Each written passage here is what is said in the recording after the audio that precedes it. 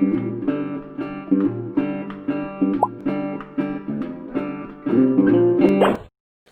Salty here, and welcome to another episode of Can We Fix It? Just a quick disclaimer before talking about these cards. The audio might get digital halfway through me talking, or even from the very beginning, because for some reason OBS, when I'm recording, I'm trying to fix it. I've been updating OBS, I've been looking around my settings, but sometimes when I talk, it makes me sound all digital, and it's just through OBS. I already tested recording for other recording programs. I sound just fine. So, who knows? I guess I'll find out after recording because I hate that I record everything and then it turns out that the audio's all shit, right? Then I gotta do it all over again. And, so yeah. Anyways, we'll be looking at mainly nothing but fire cards because I was just going through down the list of rare and legendary cards, and I decided to just go through alphabetical order, which in this case would be fire.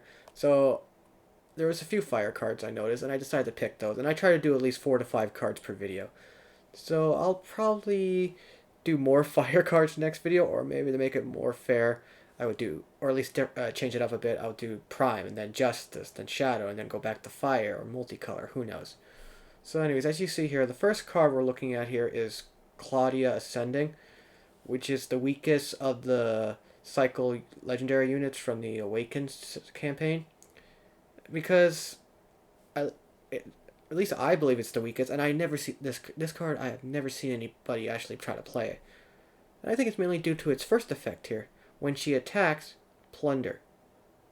Her second effect's okay, +2/+2, quick draw, and her final effect would only work well for which was supposed to work well with her first effect, where when you play a treasure trove, your units get +1 attack. But that's the thing. When will you ever have this is 8 power, or not 8 power, 8 fire right away, and fire is usually meant to be like an aggressive deck, and that effect's too slow, and you don't have that much treasure troves by that point.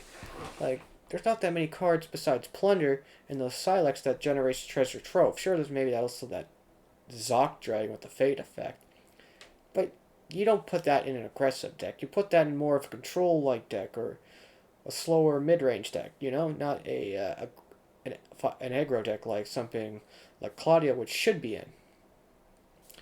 So, actually kick the camera a bit there. This is how I think it should be changed. All I did was change the first effect, really, and the second, where when she attacks, you draw a treasure trove, and then the second effect, I just nerfed it to +2/+1, so she can more likely die. I I don't know why they didn't do this, because they already have a stranger that's as a 2-cost 2/1. When it or another stranger attacks, you create and draw a treasure trove. Why not this?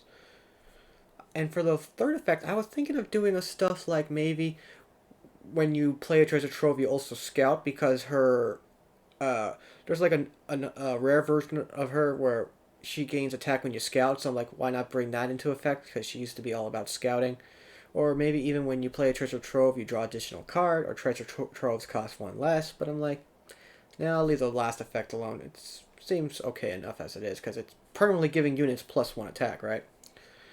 They really got to fix her in some way, because she will never see play. And this kind of grinds my gear, because when you buy a campaign, all the cards should be playable. They should not be filler. I understand they're trying to release campaigns as fast as possible so that people would buy them and they can make some money off it. But that's the thing. I spend money on this, or at least my hard owned gold. I don't think I'm pronouncing that term correctly, but pretty much I had to grind a lot of gold to pay for this campaign. I think I actually did spend gold in this campaign. So, yeah, that's all I gotta say about that. Let's get on with our next card, shall we? Okay, next we have Quicktrigger Outlaw. This card, I wouldn't say it's bad, but it's definitely underpowered, because for what it does, it's not really worth it. Where it's when you play a weapon on him, he deals 1 damage to an enemy. Sure, an effect like that could be useful if you want to proc Aegis, or even if you want to kill something that has 1 health or less. but you would rather want to play a weapon on a much better unit, if you ask me. Like, play a weapon on Milo. Is it Milo? The new guy, the charge that gives you a fireball when you're attacking, or even put a weapon on Jace, right? And then his tribute effect, play +1/+1 weapon on any of your units. That effect's okay, right? But anyways, this is how I would change him. Pretty much, his passive effect would be when you put a weapon on him, he will deal the damage equal to that weapon's cost. Similar to effect to that new Rakano Valkyrie, when you play an attachment, she'll deal damage equal to the card's cost. But I like thinking to myself, yeah, an effect like that would work just as well on a guy like this. And also, it's limited that it can only be weapon cards, and it must be played on him, right? And yeah, I don't know where I was going on. I thought I had something extra to say about it. But at least now, with an effect like this, you'll be more likely to put weapons on him as well. And for the tribute effect, you can also choose to put the weapon on him, and then you would deal the 1 damage. I was originally thinking of maybe making him equip a double damage weapon, but that might have been too strong, right? So yeah, that's all I gotta say about that card. Also, I realized if you guys bother to read, I wrote down Gunslinger Rouge or Rogue, but I actually spelled Rogue wrong. Doy. So yeah, now let's get on to our next card. Okay, next we have Armed Enthusiast, which is quick draw. When you play a weapon on one of your units, that unit gets berserk. I forgot this card existed, and I bet many of you as well. It's terrible. Like, its effect you would think would be really good, but it's a 4 cost 2/3. That's too slow. And Fire's whole thing is to be really fast, right? And the Jack, the new one, that's a better 4 cost card because you get the technically 3, but usually you play it on turn 4 because so you can discard that power, right? And you're discarding power. That's the thing too. You're not supposed to have a lot of power when you play a mono red deck, right? I'm like thinking to myself, how can I make this card somewhat playable? And this is what I decided to go with. I would make it a 2 cost for 1 more fire influence, but its passive effect would only work once, so it's an ultimate. Because, let's face it, you're probably not gonna have to play too many weapons on a unit, and let's say if you do, that'd be kind of powerful for a 2 cost unit to have. Like, play weapon Berserk again, Berserk, and that's like, I don't know, on turn 3 or 4, if this thing survives and doesn't get killed by like another damaging spell or some sort of kill card. So yeah, I would like to see a change like this too, because it's I'm getting tired of, like I said before, I'm getting tired of too many underpowered filler cards that are supposedly rare. I don't know. In my personal opinion, if a card's either a rare or a legendary, it should be playable somewhat. And sure, you can use the excuse for draft, but this card's not in draft right now, and I don't think it will be, in my personal opinion. So yeah, let's get on for our next card. Okay, now we have Rock Carapace, another card I forgot existed. It's a 7/9/9 weapon. When attached to a unit, it cannot fly, and after it attacks, at the end of your turn, it is stunned. Which makes it fair, if you ask me. Like, you're giving a unit +9/+9. It should have some downsides, like the wielder can't fly, and it's stunned after attacking. And you would probably want to put this on something that either has overwhelm or endurance. So either a fire times deck or a fire justice. But still, then this card will not see any play. It's kind of useless. Because let's face it, when will you ever play a weapon this big on a unit? Usually, for something this expensive, you would usually want to just play a relic weapon. And depending on the board let's say you put it on a unit, right? They could probably have something like a deadly blocker, right? I don't know, something that can easily stop your unit from attacking. And when the unit attacks, it's stunned, right? It's fair enough. I wouldn't get rid of that effect, but yeah, this is how I would change it. And please keep in mind, this is just an idea. It might be a little too much.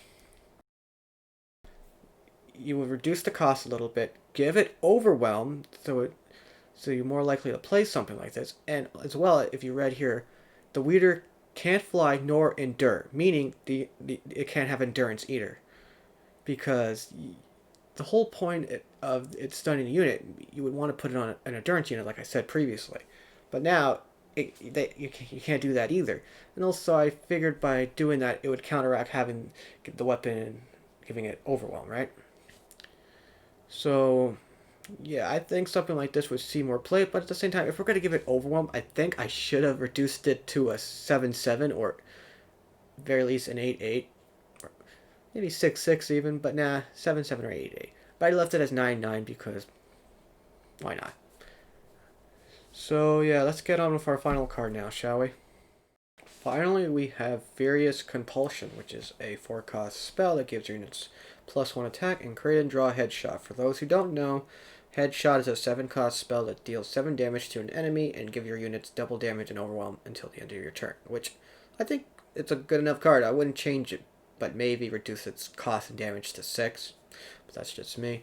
The reason I believe this card is useless and why no one has ever played it, because it's too slow. Sure, you're permanently giving your units +1 attack, but at the same time, when you're spacing around a deck that's meant about summoning a bunch of little units at once, you're usually not focused on playing a lot of power. And what makes Rally better, it gives your units +2 attack, and usually when you have how you usually win, sorry I'm getting a little tongue-tied, it's when you just play Rally and that's the end of the game, because let's say if you have, I don't know, 5 to 10 units, that's like 10 to 20 damage right there, and you already dealt a bunch of damage beforehand, so that's how you win.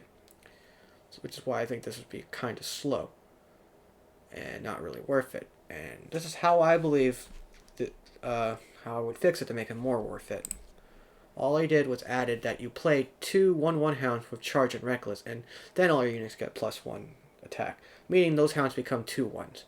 Originally, I was thinking of 2 hounds, but that might have been too powerful, because then you would be playing 3 2 hounds, and let's say and that's literally just 6 damage for 4, which might have been a little too much. Sure, the units have reckless, and you can technically, the damage can be stopped by a blocker, but I don't know.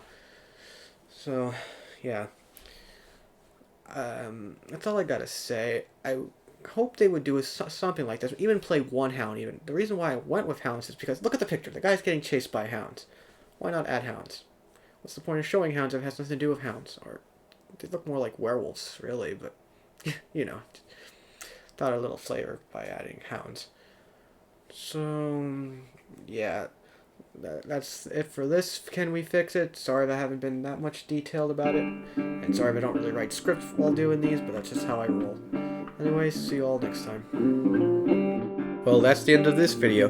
If you want to see more in the future, why not subscribe to my channel? But in the meantime, why don't you check out these playlists? And I want to thank my patrons whose donations, big or small, really help support my channel. Anyways, hope to see you in the next video.